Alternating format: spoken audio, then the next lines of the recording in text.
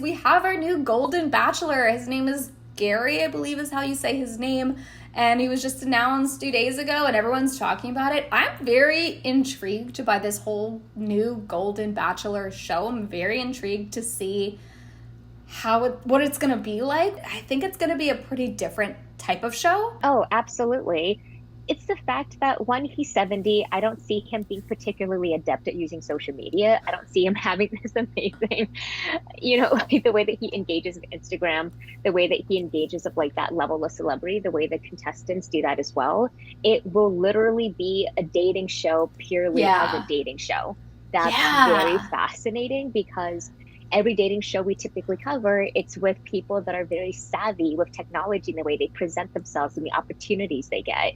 This is literally a Yes. chance at love. Right. You're so right. It's not about being an influencer. It's not about getting like, social media followers. Like everyone is definitely, I mean, I'm assuming these people are probably here coming on the show specifically for love, and that'll make everything really different. There's also that thing where when you're older, you give less of a shit about how you're being presented and you kind of just say things, Yeah, and I don't know, that's that's going to be true. very interesting to see.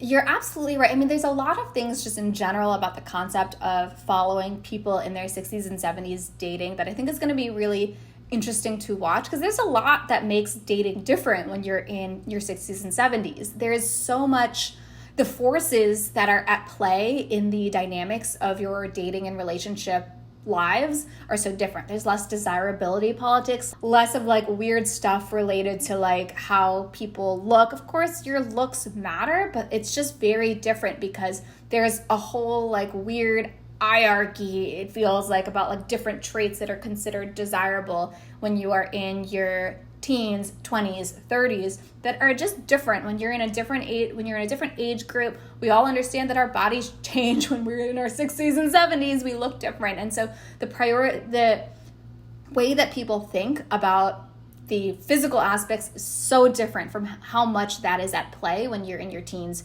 20s, 30s, 40s even.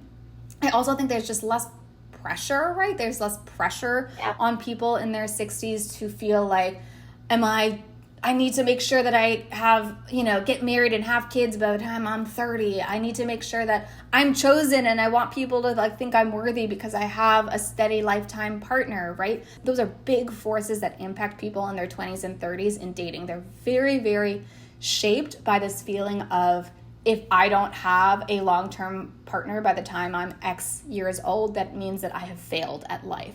People in their 60s and 70s, those pressures have all passed them already. Those pressures have already kind of subsided. Either they have gotten to this age and they have made peace with their status as a unpartnered person, or they have already had a long-term relationship and have either gotten divorced, their partner has passed away. That's what the situation is with Gary. I believe he had a wife that he was with for 41 years. She was Wow. his high school sweetheart, and they were together, for their entire lives, and she just passed away 6 years ago.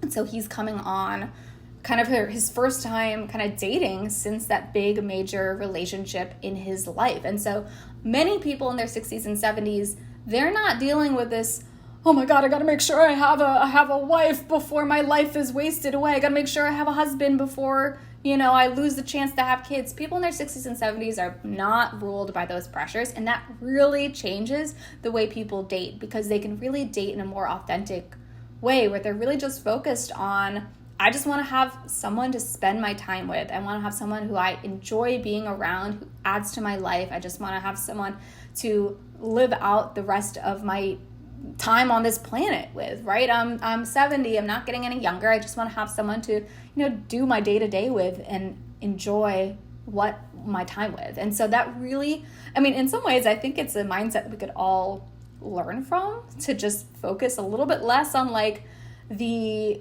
got to check off the marriage checkbox and focus a little bit more on how we feel with these people and what they add to our lives. So this is going to be a really interesting group of people to watch date. Oh, I'm so excited about that. I'm so excited to see the way they talk about love, the timelessness of love, the less Yeah. the lowered stakes because you're not looking for a soulmate. You're not looking for this Yeah. person to spend the rest of your life with, which is decades, decades, decades. It's literally, I really value you. We have so much fun together, and I want to build this connection with you. That's just as true as the other idea of love that the Bachelor show presents. I think about the epidemic of loneliness that happens for elderly Mm. people, where they are so isolated, like well, some, I'm not saying it for everybody, but there tends to be this level of isolation that happens when you get older. Your children, if you've had kids, have left the house, your Mm. friends, your partner may have passed away. Mm. There is an idea of like those people also deserve love. They deserve to have a really great like opportunity to kind of like re-enter their life in a different way and to have their Yeah. lives be seen as something that is not only centered but valued and as important as Yeah. any other love story. I also think there's going to be interesting challenges that these folks have that I think is going to be different from the challenges that people have in their 20s and 30s. So, one thing that I was kind of thinking about is like with Gerry, he was with his high school sweetheart for 40 years. Does the man even have any actual dating experience? Like, has he ever actually dated, or did he just marry the first girl he was in a relationship with? You know what I mean? Like, if he met Yeah. this girl when they were, 16 and they've been together forever, there might be a bit of a shock to the experience of what it's like to have to go through the process of actually dating people, getting to know people. This is a common challenge that people in their 60s and 70s can face when it comes to re-entering the dating market, is just not having really experienced it before if they are someone like Gerry who has been with their past partner for a very long time. There's also something to the idea that they are very set in their ways. And that's something that you had Yeah. mentioned before we were filming, is that they have their lives, they have their routines, they live in the place they live. Maybe there's less of a desire for reformatting that or Yeah. building something different with someone. They have what they have and they like what they have. So that love story, she could look Yeah. very differently. Maybe they're not going to move across the country. Maybe they're going to just travel around Bora Bora and do all of these things together. There's a lot of Yeah. interesting interpretations that the show will present us with, which I'm Mm-hmm. very excited to cover. Yeah. And the big thing that I will be the most curious about, just thinking about the Bachelor franchise specifically, the Bachelor franchise has really kind of struggled trying to balance like the traditional values that are kind of at the heart of the show with its more modern audience. It's always been struggling with that. And it'll be interesting to see people in the 60s and 70s age group. This is a group of people that tend to be more conservative. Of course, not everyone in that age group is conservative, but they tend to be more conservative. There's a lot of people with more traditional values and maybe more traditional ways of looking at relationships. I'm thinking specifically about things like the man, I'm the head of the household. He's described in one of the like Bachelor press releases as like a patriarch. They literally described him that way, and I was like, that's an interesting choice of words. And it made me think about folks in that kind of like boomer generation have a different,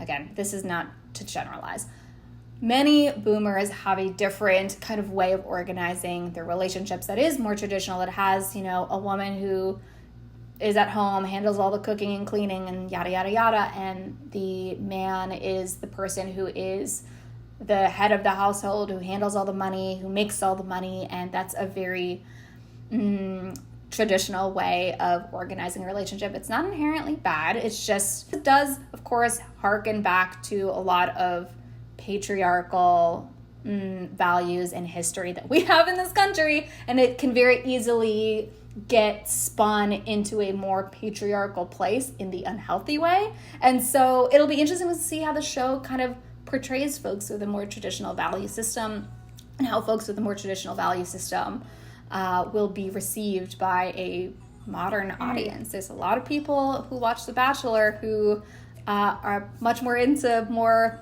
egalitarian marriages and egalitarian relationships. And so it'll be interesting to see what the balance is of those traditional values and those more modern values.